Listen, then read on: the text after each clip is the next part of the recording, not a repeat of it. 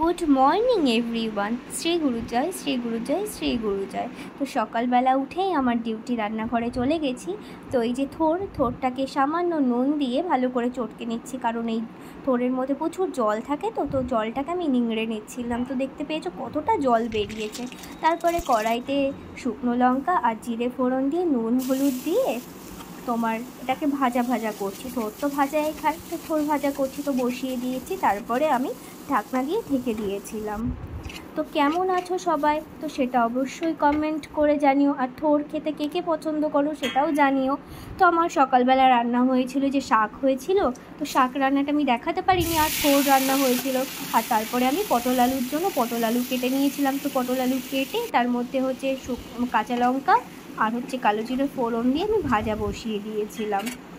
তো আমার খুব একটা পটল আলুর তরকারি খেতে খুব একটা ভালো লাগে না, বাট পটল আলু চিংড়ি দিয়ে করলে খুবই ভালো লাগে খেতে।